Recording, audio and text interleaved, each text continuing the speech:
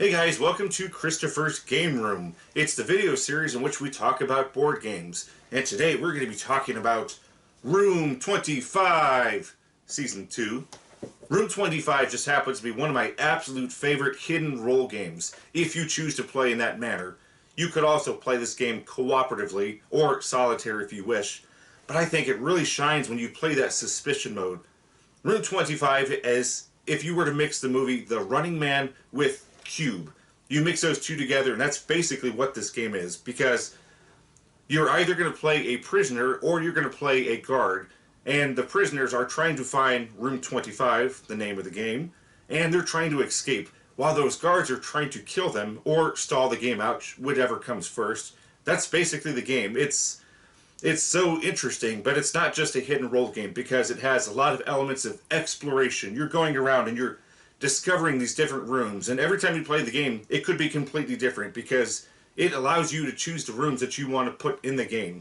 It's absolutely fantastic. So I definitely think that you should play this in suspicion mode, and it plays up to 8 players, which it plays extremely well with 8 players. It doesn't bog down like a typical 8-player game, like you think it would. It doesn't. It's fantastic.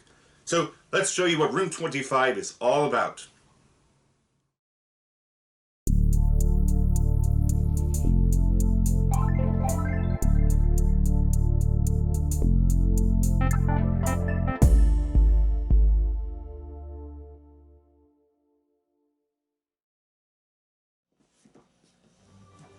Room 25 is such a great game. It's all about trying to find, well, Room 25. And look, we get to play as Dr. Emmett Brown, Sarah Connor, a fat Ghostbuster, and Jax from Mortal Kombat, or maybe Barrett from Final Fantasy VII. Now, don't get overwhelmed by this character sheet. You really only need to look at what your special ability is, as all this other information is only information about the rooms that you may encounter. Everyone picks a character and then gets assigned one of the roles. You will either be a prisoner, in which you are trying to find Room 25 with the other prisoners, or you will be a guard, and you are trying to eliminate at least 2 of the other prisoners. Oh, and the guards may also win if they can just stall out the game long enough. As you could probably imagine, the roles are hidden, but the guard or the guards may reveal themselves at any point in the game if they should desire to do so. The only reason they would want to do that is because it will allow them to choose their actions on the fly, rather than having to set them like the other players, so it can be beneficial. You may also choose to play with this VIP role, which is a revealed prisoner, but they have to move every turn if possible, or the guards automatically win. To start the game, everyone takes their chosen character sheet, their miniature, their action tokens, oh, and this little token that you may use when you peek at a room. Then, we will all start in this middle room, but not before actually setting up the prison. It needs to be in a 5x5 grid.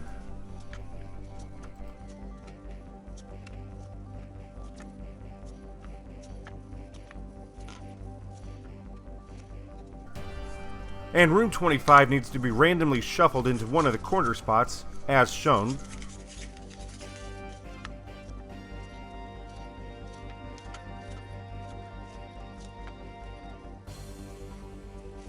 So a basic turn consists of this.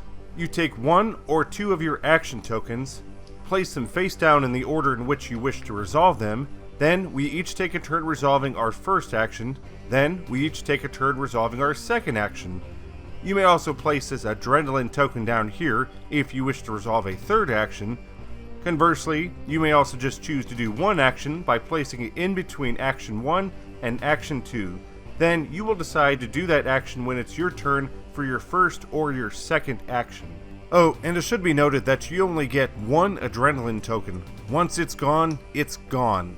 The actions are simple enough. The first one is peek. You may peek at an adjacent room and then put it back face down. Then you may use your token to remember that room if you should desire. Oh, and you can blatantly lie or be truthful with the contents of that room. Which is also very enjoyable to do. The next action is walking, also pretty simple. You walk into an adjacent room whether or not you've peeked at it, but be careful though, you have to completely resolve that room if need be, and that could be inconvenient or even dangerous. Then we have this movement action, which will actually shift the entire row or column that you are standing in, provided that the center room does not move. You may shift it up, down, left, or right. So if you were trying to do it and the movement would cause the center room to shift, well, then you cannot do it. This action is extremely useful. Use it accordingly. Next we have push. You get to push a character into an adjacent room, and they have to resolve it as if they just walked into that room, which I guess could be helpful. Probably not, though. And our final action is this token, which is unique to your character. Some of these actions are getting your adrenaline token back, locking a room, destroying a room, becoming invisible, or even carrying somebody else with you into another room. They're all different. Well, that's the 5 actions, but most of the time you will likely be walking or peeking. At the end of everyone's actions, the first player gets their token moved to the back, as shown, and the player in the front is the new start player. This is also the timer of the game, and if we need to put a player's token at the back of the line and we cannot, the game is over and the guards win. The rooms that you will find out here are so diverse and interesting. You never know what you will find. Well, that's not exactly true. Whoever set the game up will know what the tiles are, as shown here on this rulebook setup page.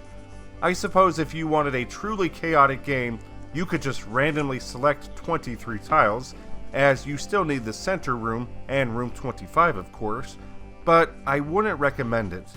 You may get too many of those red rooms. I guess I should mention that the color of the rooms indicate the type of rooms.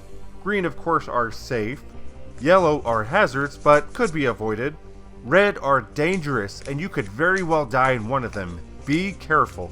If majority of the players have reached room 25, then anyone that is not there must immediately flip over their roll card. At that point, you should be able to determine which players are the guards and which players are the prisoners. Hopefully.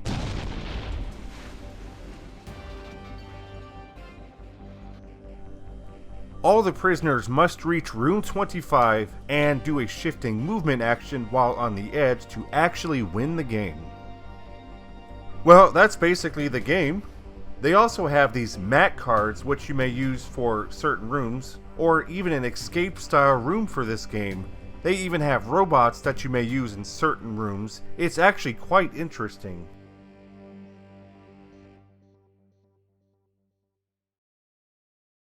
Well guys, that was Room 25, Season 2. Okay, so before we go any further, I should clear this up for you. If you wanted to go out and buy Room 25, I would recommend getting Room 25, the Ultimate Edition, I think it's what it's called. It basically has everything you need to play, all-encompassing stuff in that box that you could play the game. I think it's missing maybe 2 of the expansions, the VIP and I think the Escape Room. I don't think they're in there, but I don't know. I don't own it. But if you don't pay attention, you might end up getting Season 1, which is a small box for Room 25. Now, that one, it does not have the player powers, you know, as I've shown you, and the player bases, the miniatures, they're all the same. The ones I've shown you, if you notice, they all have a different base, which is important if you do not have your miniatures painted, because they can be very hard to distinguish when you're playing the game. They all look the same. Well, similar.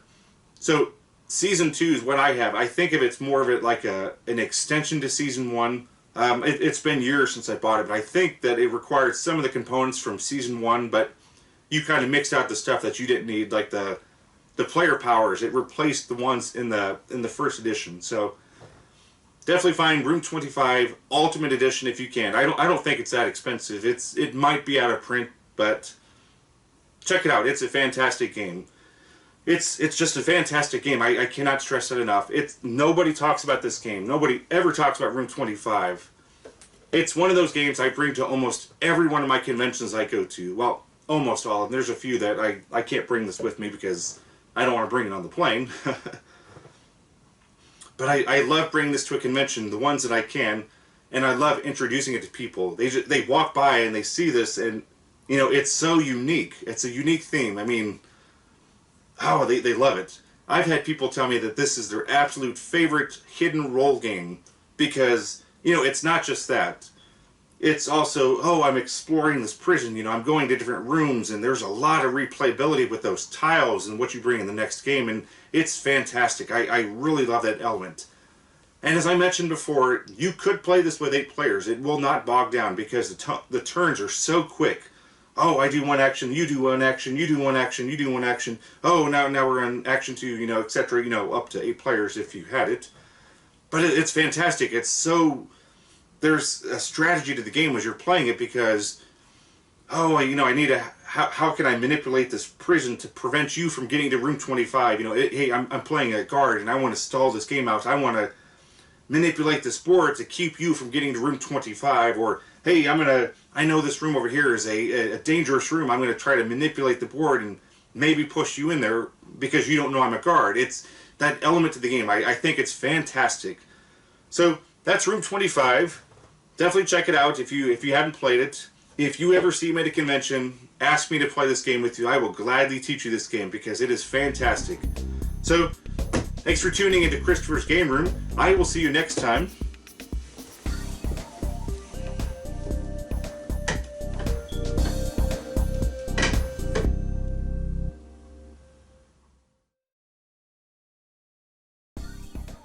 Hey, thank you for tuning in today. Check out my other videos and stay tuned for more Christopher's Game Room.